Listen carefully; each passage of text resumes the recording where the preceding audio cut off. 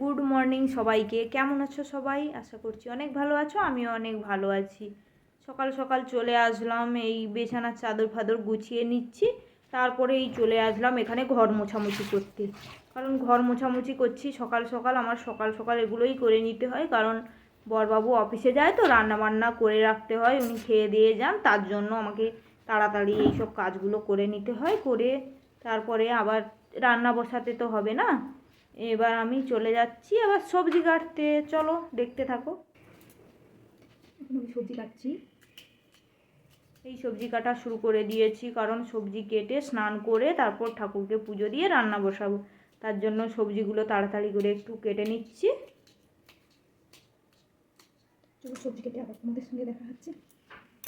এবার এই স্নান ফান করে চলে এসেছি, এসে হালকা করে একটু চুলটা মুছে নিয়েছি। এবার তোমরা তো জানোই হিন্দু মতে শুদ্ধ বস্ত্রে সিঁদুর পরতে, তার জন্য আমি এই স্নান করে এবার সিঁদুর পরে নেব।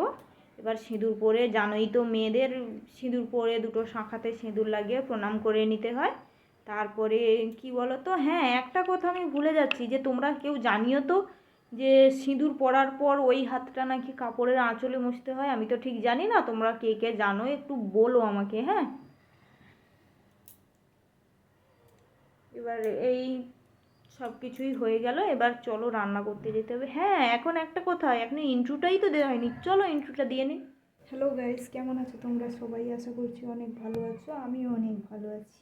বড়দের জানাই প্রণাম, ছোটদের জানাই অনেকটা ভালোবাসি। সুরঞ্জনা দেব লাইফস্টাইলে তোমাদের স্বাগত। চলো আজকের ভিডিওটা স্টার্ট করা যাক। এখানে বিনস, গাজর, বেগুন, তারপরে ডাল, এখানে মশলাপাতি সবই আমি কেটে কুটে নিয়েছি।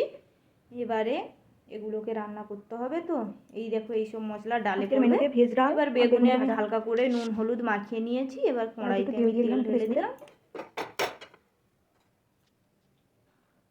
বেগুনগুলোকে একটু নুন হলুদ মাখিয়ে রাখলে কী হয় বলো তো, একটু নরম নরম, একটু টেস্টি হয় আর কি খেতে। তারপর এক এক করে বেগুনগুলো কড়াইতে দিয়ে দেবো।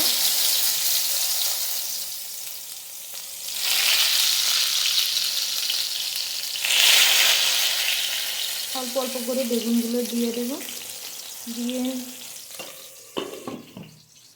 ঢাকাটা দিয়ে দিলে কি বলো তো, বেগুনটা তাড়াতাড়ি সেদ্ধ হয়ে যায়। বেগুনগুলো একটু লাল লাল করে ভেজে নিলাম। এবার দেখো এই বিনস গাজরগুলো আমি হালকা করে ভেজে নিচ্ছি।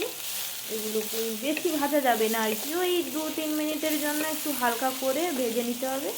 একটু নুন হলুদ দিয়ে একটু এদিক ওদিক করে আমি ঢাকা চাপিয়ে দেবো, কারণ হালকা একটু সিদ্ধ হয়ে যাবে আর কি, বেশি সেদ্ধ করা যাবে না, হালকা একটু সেদ্ধ হয়ে যাবে। এদিক ওদিক করে নাড়িয়ে এই দেখো আমি নামিয়ে নিয়েছি, একদম হালকা হয়েছে। এবার এই মশলা টশলা তুলে এই দেখো আমার ডাল কমপ্লিট, বেগুন ভাজা কমপ্লিট, ভাতও হয়ে গেছে। এবার আমার দুপুরের মেনু ভাত আছে, স্যালাড আছে, বেগুন ভাজা আছে আর ভেজ ডাল। তো চলো আজকের ভিডিওটা এইটুকু, এখানেই শেষ করলাম। টাটা।